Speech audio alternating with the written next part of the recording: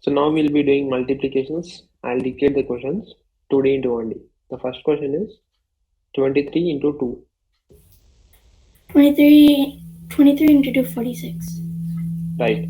41 into 3. 123. Yes. 98 into 9. 882. Yes.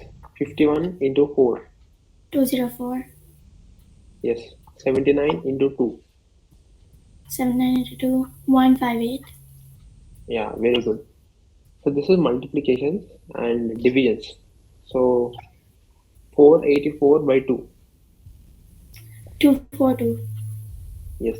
445 by 5. 89.